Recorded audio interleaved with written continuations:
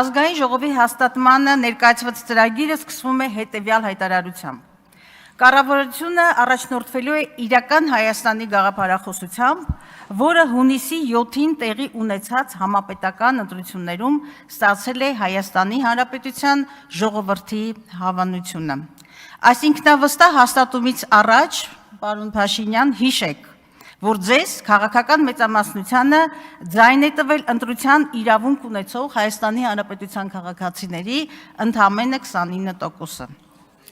Նաև հիշեք, որ տեղի է ունեցել ժողովրդավարական հասարակությունների համար հանցավոր մի իրողություն, խլվել, իսկ ավելի շուտ գողացվել է 60,000 ընտրողների սահմանադրությամբ երաշխավորված ընտրության իրավունքը։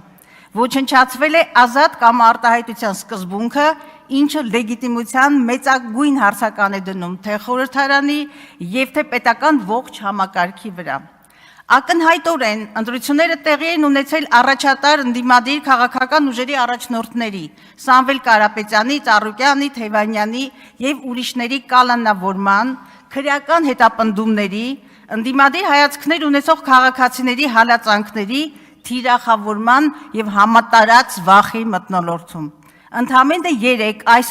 ամբիոնից դուք հերթական վրեժխնդրության, իսկ ավելի շուտ վենդետայի այսպես անոնսը տվեցիք եւ այսօր առավոտյան դիմակավորված ԱԱԾ-ն հայտնվեց Քոչարյան ընտանիքի բնակարանում։ Իդեպ, հանրային բևեռացման քաղաքական հետապնդումների, ատելության խոսքի, բռնության մթնոլորտի բարձր աստիճանը արձանագրվել են նաեւ միջազգային դիտորդական առաքելությունների կողմից։ Պետական գաղափարախոսությունները պատմականորեն բնորոշ են հատկապես այն ավտորիտար ռեժիմներին, պարոն Փաշինյան, որտեղ պետությունը քաղաքացիներին պարտադրում է գաղափարների շրջանակ։ Կարծում եմ, պիտի որ այս մասին իմանաք։ Մինչդեռ Հայաստանի Հանրապետության Սահմանադրության 8-րդ հոդվածը երաշխավորում է գաղափարախոսական բազմակարծություն։ Ուստի պիտի արձանագրենք, որ իրական Հայաստանի գաղափարախոսությունը ոչ այլ ինչ է, քան ՀՀ քաղաքացիներին պարտադրվող քաղաքացիական պայմանագրի ոչ հայկական ծագման իդեոլոգիան եւ չկա որևէ իրավական ակտ, որով այս ուրեմն գաղափարախոսությանը պաշտոնական կարգավիճակ է շնորհվել։ Եվ այնուամենայնիվ, եկեք մտածենք, ինչի մասին է այն եւ ինչ հեռանկար է սպասում Հայաստանի անկախ պետականությանը։ Այդ հեռանկարի մի մինի պատկեր բնականաբար այսօր առավոտյան ականատեսն ենք եղել։ Դուք ասում եք դադարեք Հայաստան փնտրել, հակագիտական, հակապետական եւ հակազգային այս միտքը 3 այս ամբիոնից հնչեց։ Բայց մենք ոչ ինքնություն եւ քաղաքակրթական ժառանգություն չունեցող մանկուրտ չենք, ոչ էլ կենտրոնական Ասիայի անապատից սերող քոչվոր խաշնարած, որ հիշողություն չունենանք։ Եվ մերը մերն է, մեր հազարամյակների հայրենիքը, այո, պարոն Փաշինյան, մերն է, մեր հազարամյակների հայրենիքը օծված լուսավորչի ամարասով եւ մեր որդիների արյամբ հեղեղված հողով։ Եվ ինչ համարձակությամբ եւ անպատասխանատվությամբ եք հնչեցնում ժողովրդին կամը զրկող այն թշնամական նարատիվը, թե Արցախյան շարժումը Հայաստանը զրոյացնելու նախագիծ էր։ Կրկնում եմ, թշնամական նարատիվը։ Սա ասում է մի մարդ, որին նույնիսկ Ալիևն է մեղադրում պատերազմը սադրելու մեջ։ Ասում է մի մարդ, որ Հայաստանի սուբյեկտայնությունը զրոյացրել է, ով երկրի անվտանգային խնդիրների լուծման բանալին տեսնում է սողացող կապիտուլյացիայի, մեր ինքնությունից հրաժարվելու մեջ եւ ամենասարսափելին զոհի եւ ոճրագործի միջև դնելով հավասարության նշան։ Ինչու մենակ մնացինք թշնամու դեմ, 3 այս հարցն էլ հնչեց։ Այդ հարցը գուցե ձեզ տակ եւ խոստովանեք, որ պատճառը ձեր սեփական զրո կետն է, անհավասարակշիռ արտաքին քաղաքականությունը, ձեր ոչ պրոֆեսիոնալիզմը, ներազգային պառակտումը եւ այսօր էլ շարունակվող վրեժի ծառավը։ Ազգային իղձերով ապրելու կարիք չկա։ Սա է ձեր փիլիսոփայությունը, հաց եւ տեսարաններ։ Դպրոցներից հեռացնել փառքի անկյուններն ու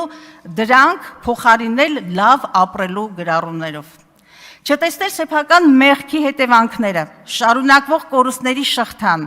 վերացարկվել այս ամենից եւ հայտարարել հաստատված խաղաղության մասին։ Ես եւ հազարավոր Հայաստանի Հանրապետության քաղաքացիներ հարցնում ենք, այդ որ հաստատված խաղաղության մասին եք խոսում։ Երբ օգոստոսի 8-ի թանակը չչորացած Ալիևը զգուշացնում է Հայաստանին, փոխեք սահմանադրությունը, հակառակ դեպքում կարող եք հետևանքներ կրել։ Կրկնում եմ, հակառակ դեպքում կարող եք հետևանքներ կրել։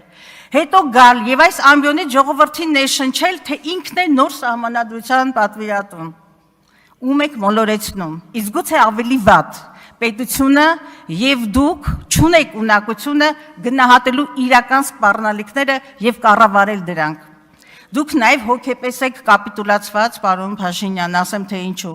Այլապես ինչպես մեկնաբանել Նախիջևան հինավուրց հայերեն բառի թուրքերեն հնչողությունը, որը երեք շատ ակնհայտ հրճվանքով մի քանի անգամ հնչեցրեցիք եւ արտասանում եք այստեղ։ Տպավորություն ունեմ, որ Ադրբեջանի քաղաքական ղեկավարության կողմից հնչող սպառնալիքների դեմ Հայաստանի եւ ձեր միակ հակազդեցությունը 29742 կիլոմետր թվի բարձրաձայնում է եւ այդ ուրեմն ուրվագիծը կրծքանշանը ձեր օձիքին։ Մինչդեռ տարածքի նույնականությունը կամ թիվը դեռ անվտանգային երաշխիք չէ, ինչպես եւ քարտեզը երաշխիք չէ։ Դուք մոռացել եք, որ այս պահին Ադրբեջանի օկուպացիայի ներքո են Հայաստանի ինքնիշխան տարածքի անբաժանելի մաս կազմող ավելի քան 200 քառակուսի կիլոմետր տարածք։ Ամենակարևորը, չի կարող խաղաղությունը տևական լինել, երբ այն կառուցվում է շարունակական զիջումների եւ երկրի հեռանկարի հաշվին։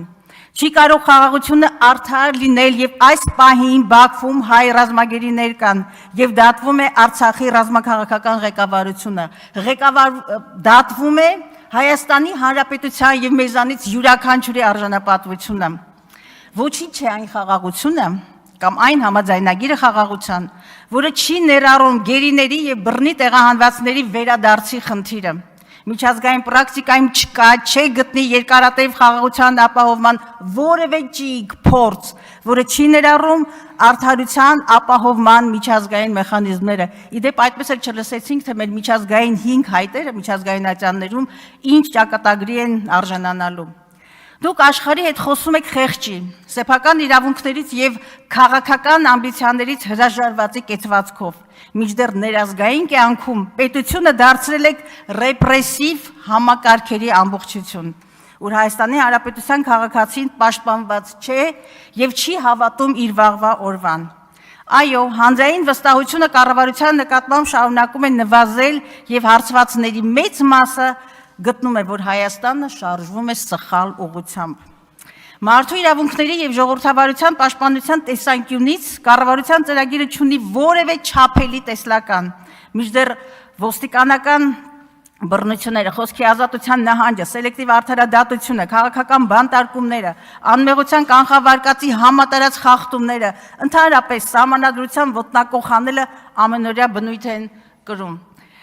Հայաստանը շարունակում է լինել գործադիրի ձեռքում կենտրոնացած կիսաազատ հիբրիդային երկիր, ինչպես ձեր սիրած նախկինների ժամանակ էր, զրո փոփոխություն, որոշ առումներով նույնիսկ նահանջ։ Մի տարբերությամբ ես քաղաքական հնաբնակ եմ եւ երբեք չեմ հիշում, որ այս ամբիոնից որևէ նախագահ, որևէ վարչապետ քաղաքական խոսույթը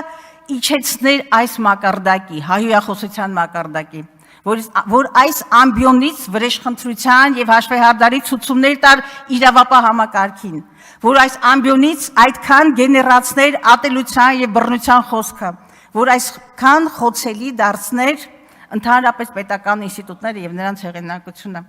Անկեղծ ասած, ես ինքս շատ եմ փորձում պատմության մեջ գտնել ձեզ համարժեք հերոսների եւ գնացել հասել եմ հին աշխարհ, Ներոնին եւ Հերոստրատին։ Հռոմը այրվում էր, բայց ասում են